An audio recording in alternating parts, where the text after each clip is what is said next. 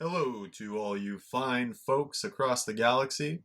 Jake the Jedi Viking is here, and today I am going to be talking about the first novel to kick off the High Republic Publishing Initiative, and that is Light of the Jedi by Charles Soule. And to start off the High Republic, it definitely starts it off with a bang. That is for sure.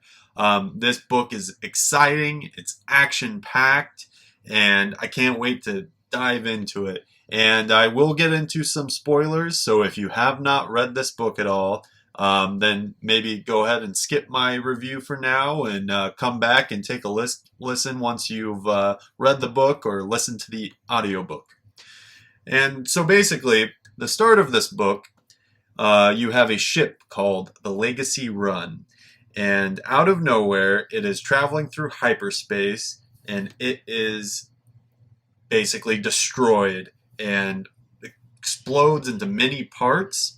And these parts of the ship are then coming out of hyperspace at different points and destroying planets, systems, and killing billions of people. And so then the Republic dispatches the Jedi to try to help with the problem.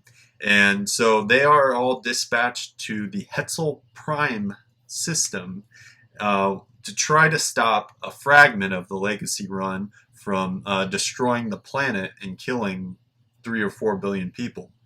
And so the head of the Jedi there is Avar Kriss, and she's a very interesting Jedi in that she almost uses kind of similar into the old EU battle meditation.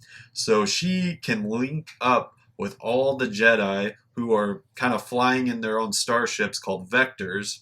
And she basically just sends them cool, positive vibes. And it helps the Jedi on this mission. And one of the Jedi, a Wookiee named Buryaga, senses that one of the fragments actually still has life forms on it. So then all the Jedi are in a rush to try to do their best. And at the same time, a part of the ship carrying a fuel is heading towards the system's sun. So if that hits, it would be, catastrophic and the entire system would go.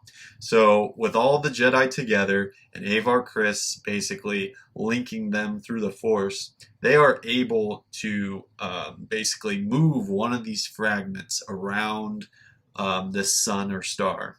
And it barely skims around, so they end up saving the system. So then after that, we're introduced to the villains of the story. And we definitely get some compelling villains in this story, which I feel like in a lot of Star Wars books has been lacking for a little bit. And these villains are called the Nihil. And they are kind of raiders, pirates, crazy, drugged out space Vikings, basically. They listen to wreck punk, this genre of music created in this story. They do a bunch of crazy drugs and stuff. They're crazy. And the head of the Nihil is a guy named Markian Rowe, and he is known as the Eye of the Nihil. So basically, his job is to find these jobs for them, and they have this whole structure and system to basically raid planets, raid ships, and just basically plunder it all, take all the wealth for themselves, and everyone gets like a split into thirds basically. And the interesting thing with the Nihil and Markian Rowe is he is actually keeping prisoner on life support an ancestor of Lor San Tekka, who you may know from The Force Awakens, and her name is Mari San Tekka, and she is extremely old, but she has the ability to basically see through hyperspace, and she can map out ways through hyperspace that aren't possible through normal hyperspace travel and exploration. So the Nihil can basically travel, you would almost think of it going sideways through hyperspace rather than traveling, perfect lanes. And so the Nihil, yeah, they're set up to be pretty interesting villains. And so through the story, the Jedi then are dispatched to, there's a family that is kidnapped to be held as ransom. And so they're dispatched there. There's Jedi, basically helping out where they could. And kind of the downfall of the Nihil in this story is one of the members decides to basically extort a planet, saying they know where these emergences of the Legacy Run ship parts are going to appear next, and they do. It ends up destroying parts of this planet, but the Chancellor doesn't exactly agree with them, and it's this whole fail, and all the Nihil are mad about it. And so other parts of the story, we are introduced to Jedi like Porter Engle, who is my favorite Jedi in the story. He is like an old chef Jedi, and he gets like really mad, and he's a warrior, and he's pretty sweet. Porter Engle's my man. Yep. And another interesting Jedi, there's a master named Loden Greatstorm, and he has a Padawan named Bell.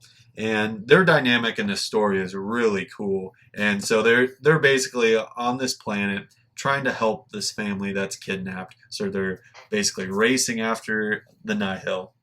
And it ends up with this story through, battles and all this. The Nihil are traveling through hyperspace to destroy ships, basically kamikazing. But in the end, the Nihil are defeated. Or so the Jedi think. And we find out in the end that Markian Ro has been planning basically everything all along. The whole Legacy Run disaster was his doing. He intentionally sent a ship through hyperspace to crash into the Legacy Run. Basically, all the family getting kidnapped, everything was his doing. And he has some unknown, mysterious motive that we don't quite figure out in this story, but it's going to be the set-off for all of the High Republic, definitely. So Markian Ro is definitely this sinister, very creepy, but incredibly compelling villain. And the Jedi set up an outpost that is finally able to open. And so the end of the book ends with all of the Jedi meeting for this space outpost. And one of the Jedi basically senses great impending doom coming. And that's kind of where the book ends and where we're left off with. So overall, I think it is an extremely cool story to start the High Republic off. It's everything I've been wanting in a Star Wars book, because lately a lot of the Star Wars books have been hit or miss. They've kind of been bogged down by being stuck in between movies. So it was a good idea for the High Republic to basically go off in a timeline of Star Wars that has not been explored yet, with this timeline being a couple hundred years before the Phantom Menace.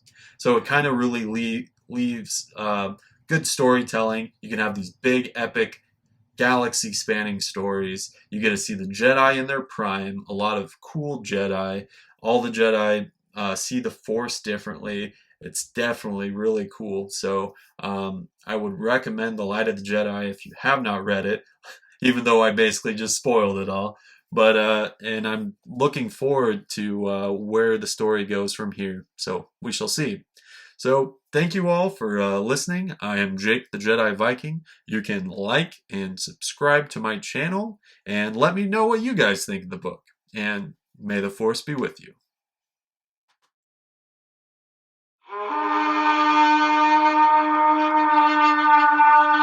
Jake the Jedi Viking!